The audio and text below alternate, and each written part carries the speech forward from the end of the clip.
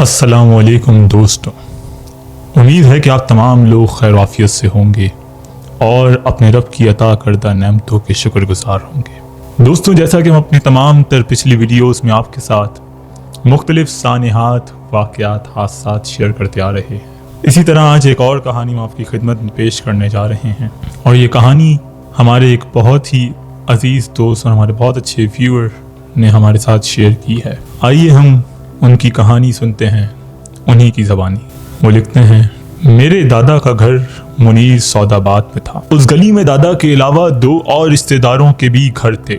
हम तीनों घरों के बच्चों के साथ बाकी गली के बच्चे भी शाम को शामिल हो जाते और फिर सारे बच्चे मिलकर गली में खूब खेला करते। इन सब में मेरी दोस्ती एक लड़के से कुछ ज्यादा ही और मेरा हम उम्र भी था। हमारे शौक भी एक जैसे थे, इसलिए हमारी खूब बनती थी।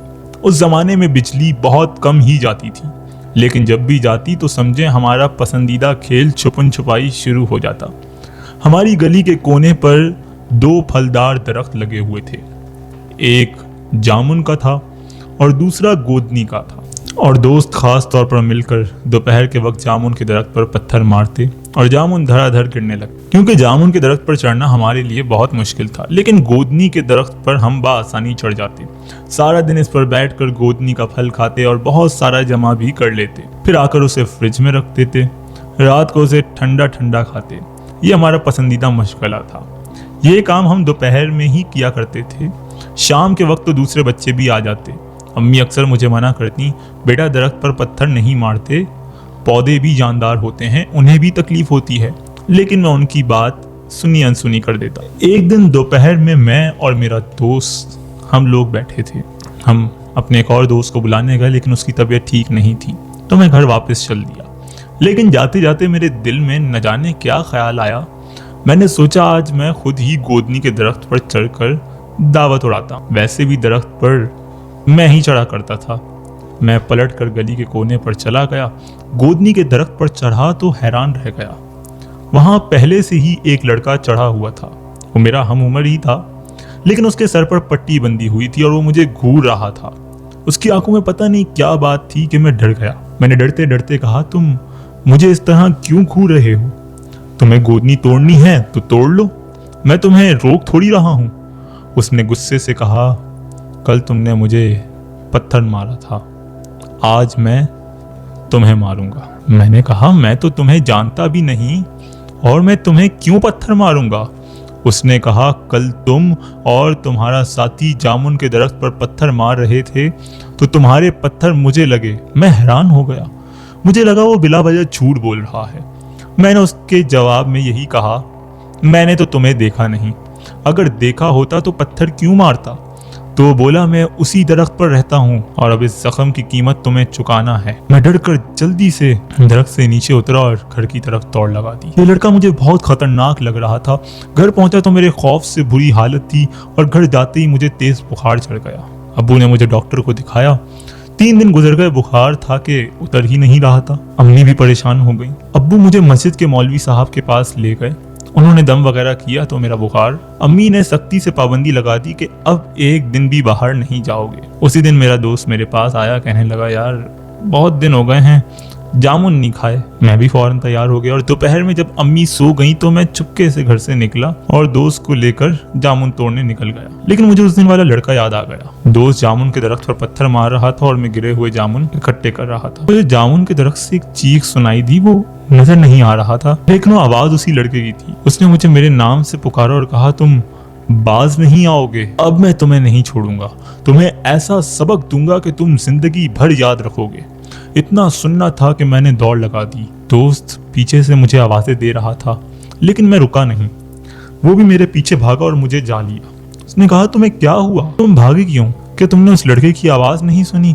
मैंने खौफजदा अंदाज में उससे पूछा।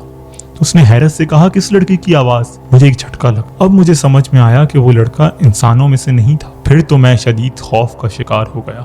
भागकर घर में घुसकर और जाकर अम्मी के पास लेट गया। दिल बहुत जोर जोर से धड़क रहा था। मैं ये भी सोच रहा था कि अम्मी को कैसे बताऊं, अगर उन्हें पता चला कि मैं घर से बाहर गया था तो बहुत गुस्सा हो जाएंगी। मैं यही सोच रहा था।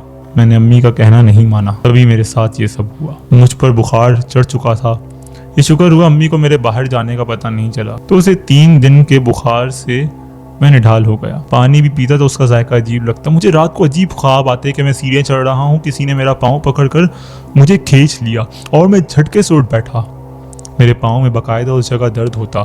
बुखार उतरा तो एक नया सिलसिला शुरू हो गया। अम्मी मेरे लिए दलिया बनाकर लाई। मुझे तो शक्ल से ही बहुत अच्छा लग रहा था। मैंने बड़े शौक से जैसे ही पहला चमचा मुंह में रखा, मुझे झटका लगा। ऐसा लग रहा था मैंने बहुत से जामुन मुंह में रख लिए। मैंने फिर दूसरा चमचा मुंह में लिया। अब मुझे कोई शक ना रहा, जायका हूबहू जामुनों का था। उस वक्त चंद लुकमे के लेकर छोड़ दिया। अम्मी से कुछ ना कहा। अम्मी मेरे लिए चाय ले आए। चाय पी तो ऐसे लगा जैसे गरम जामुन पी रहा हूँ। मुझे समझ नहीं आ रहा था ऐसा क्यों हो रहा है।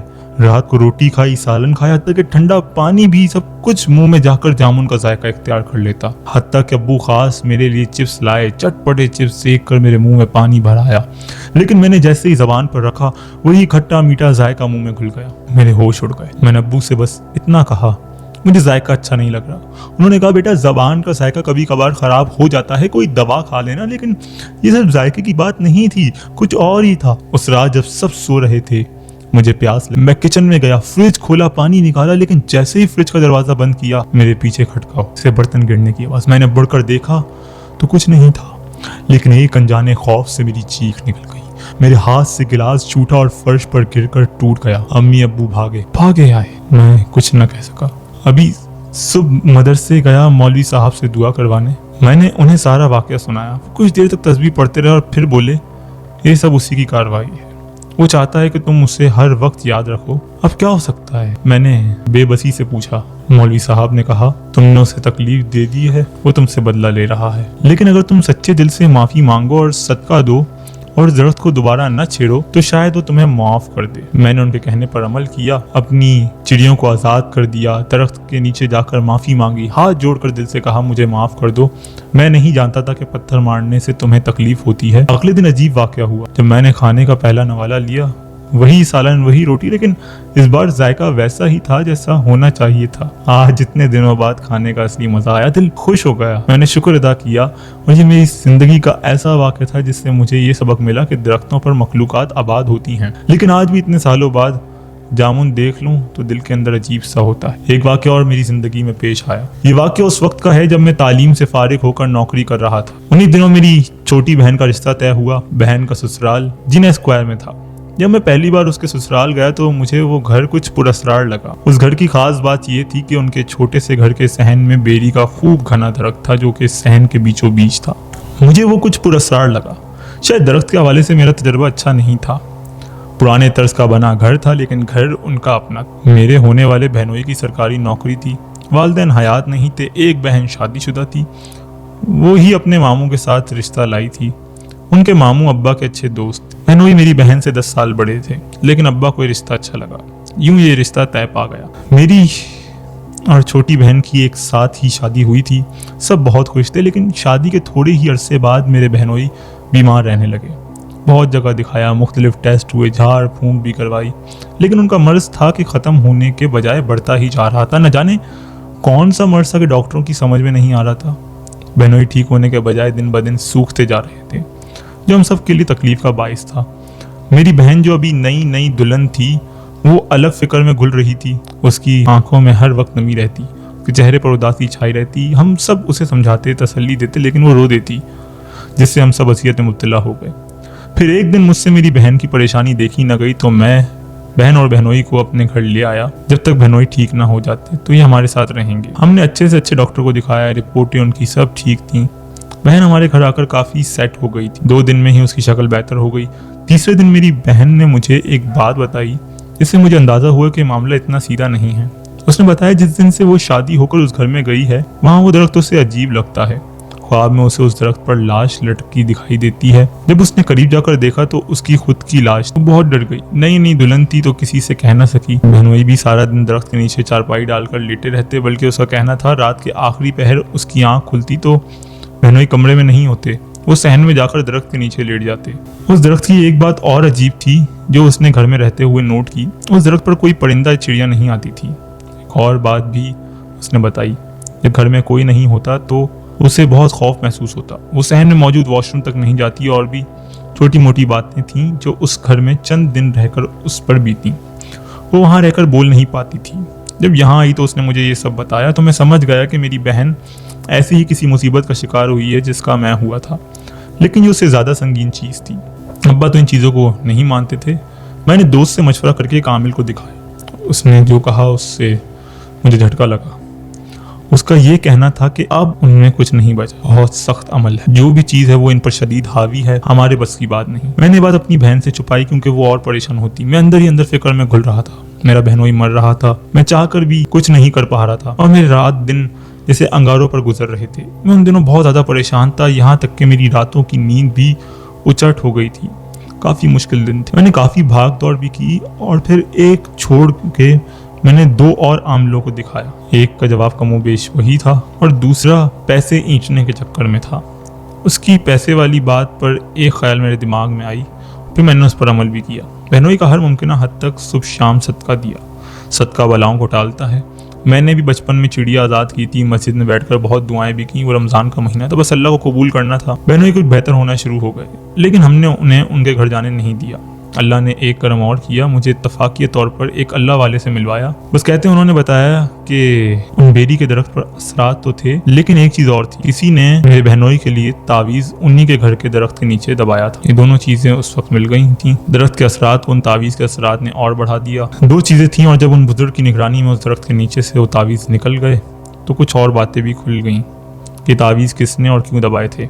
मैं आखिरकार इस बात की जड़ तक पहुंच गया। मेरी बहन के ससुराल वालों ने एक बात हमसे छुपाई थी कि मेरे बहनोई का रिश्ता पहले उनके किसी रिश्तेदार के यहाँ हुआ था।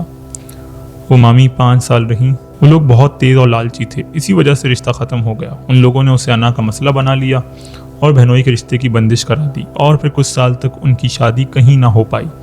जब अचानक हमारे यहाँ रिश्ता तय हुआ तो उसकी खबर को सुनकर उन्होंने मेरे बहनोई पर तावीज़ कराकर किसी रिश्तेदार के ज़रिए उनके ही बेरी के दरख्त के नीचे दबा दिए।